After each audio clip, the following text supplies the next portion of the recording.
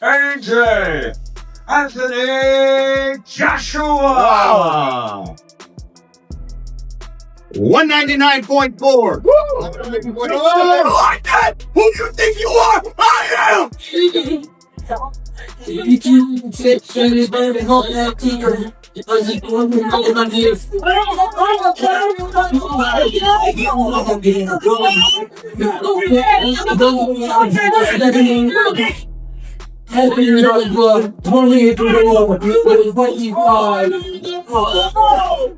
Ability.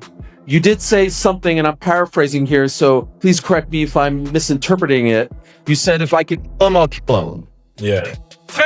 Your old foe, Tyson Fury, today called you a classless loser for saying something like that. That you shouldn't say that as a boxer. Can you explain to us what you meant by that? And could you please respond to Tyson's statement? It's my job. We fight. We're licensed to kill. I'm sure many people don't understand it, but this is what my job is. And I just enjoy what I do. Whatever happens, happens. As long as my hand's raised, that's what's important, right? Respectfully. That's just the mentality we have to have as fighters. I don't know if any other fighter thinks that way. Maybe they're a bit more tamed. But the things I watch and the way my mind works, when you're in that ring, it's a dangerous place to be and anything can happen. And you hope your opponent leaves the ring safely, but if they don't, you still have to go to bed at night knowing that you just done your job. It wasn't personal. The final press conference showed two very different energies on the same stage, and that's what made it so interesting. It started in a relaxed and almost playful way, setting a calm tone at first. Fearlessness creates a challenge for you. Yeah, definitely. Jake Paul creates a great challenge for me. And he's got a great mindset for sure. Great family, great brother, great person. So yeah, it definitely creates a good challenge for me. But as I said earlier, competition is really good. Thank you very much. Thank you very much. AJ, you called this the ultimate barbershop fight, the ultimate plane fight. Everyone's talking about it. I love that description. I'm wondering, when you were in Valencia training, maybe back home a little bit here in Miami, are a lot of people coming up to you and saying, can you please knock this guy out? That seems to be the sentiment. Are they coming up to you and saying that? Nah. They're respectful. People are respectful. They are? They're like, I saw in the video, there were people there outside the press conference saying, end this man, end this man. You do hear it, but remember, we don't focus on the negative. True. No, that's just a sentiment that I feel like people are saying to you. They're just saying, good luck, do your best. That's a great fight. I heard people say like, I'm not really into boxing, but I'm watching this fight. But no one's really coming up to me saying anything about Jake or they want me to knock him out. Just positive vibes. Jake Paul made a light joke about Anthony Joshua, and Joshua responded with a calm smile, clearly unbothered. Even in that moment, you could feel the competitive tension quietly building beneath the surface. A show for the fans. Let's go to war. Men have done crazier things throughout human history. This is the modern day gladiator sport. This is what we're here to do, is fuck each other up. And I'm ready. I want his hardest punches. I want there to be no excuses when it's all said and done, and let's each other. Then Jake changed his tone. He started speaking more seriously, suggesting this fight could become one of the biggest moments of Joshua's career. He talked about timing, nerves, and strategy as if he had already studied everything. Joshua didn't react right away. He stayed calm and simply explained that boxing is his profession, and his job is to compete at the highest level. To focus on more positive. Exactly, that's why I'm not going to ask you about that. But Jake, do you view push your confidence? Absolutely. Do you view it this way? Do you view it as old guard versus new guard, that he's representing boxing and he's been tasked with ending the Jake Paul experience, and it's up to you to keep it going? Not really, no. I mean, I think no one's done more for the sport of boxing in the past decade than myself. So I think if people really cared about boxing, they'd want me to win. But I see where the angle that they're coming from is that he's, the traditional boxer, has been doing it his whole life, etc. But I think that I'm more important for the sport of boxing. And so if they actually cared about the sport, they would want me to win. Jake tried to raise the energy, speaking passionately about legacy and big moments. But the contrast only made Joshua appear more composed. When Joshua said he feels responsible for representing boxing and bringing professionalism to the sport, it sounded more like a mission than promotion. Jake responded by saying he has helped bring attention to boxing, fully embracing his role as someone who challenges the traditional system.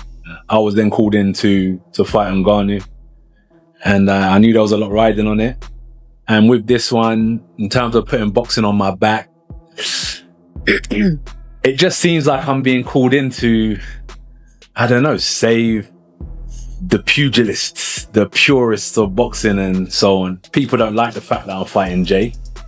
Whether that concerns me or not is another question. But if we look at the people that don't want me to be here, but they want me to put an end to Jake Paul's show, I understand it. And that's why I have to carry boxing on my back with this. Joshua compared the situation to classic matchups, talking about experience versus ambition. When asked about pressure or losing, he handled it calmly and even joked, showing confidence. By the end, it no longer felt like trash talk. It felt like confidence meeting experience, excitement meeting calm, and two very different paths leading to one moment inside the ring. Paul saying, okay, now he wants to fight you. Oh, I just thought a brilliant opportunity, man, you know, because I understand what his audience tuning in does for me, what it does for boxing as a whole, and the ripple effect it has on the industry that I'm in. Because when Jake moves aside, boxing still benefits. I'm a pure boxer, so boxing still benefits. I just thought, what a great opportunity to perform in America just before Christmas. We had been training anyway. Everything was stacked up for it to happen, and I think it's a great date to happen on the 19th of December. After the noise of the press conference, the tone shifted during a conversation with Eddie Hearn. The atmosphere became quieter and more focused. Joshua spoke like someone who isn't chasing attention anymore. He sounded clear, confident, and professional. There was no anger or ego, just understanding of the opportunity and the challenge ahead. Boxing is it's a nasty game. You don't want to do it. You go to the gym to keep fit. As Eddie said, you can see this guy's got a bit of talent. Hey, get some gloves on. Next minute, hey, what do you want to do? Some sparring? Next minute, you get carded. Next minute, you're fighting. Next minute, he's fighting Tank. Next minute, he's fighting Anthony Joshua. Boxing is just like it's a snowball effect. It just keeps rolling and getting bigger and bigger and bigger until you meet someone or you hit a wall and it all just goes. Eddie Hearn explained the situation clearly, as if this fight is an unexpected chapter that still makes sense for everyone involved. Joshua repeated an important idea: in boxing, if you can finish the job early, you do it. Not for attention, but because efficiency matters.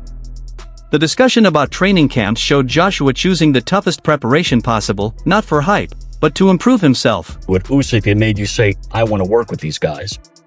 Sergey invited me and said, you're more than welcome to come and do some training. At first, our schedules didn't align, and then our schedules aligned, and I think it was a really good decision. It's been an eye-opener. You know, people could ask me in the future, what message could you give young kids out there? I say, work harder.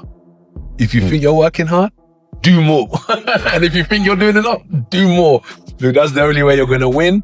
His free time, well, let's say, I don't think he's been beaten as an amateur either. Anyway, He's an Olympic gold medalist, free time, unified champion.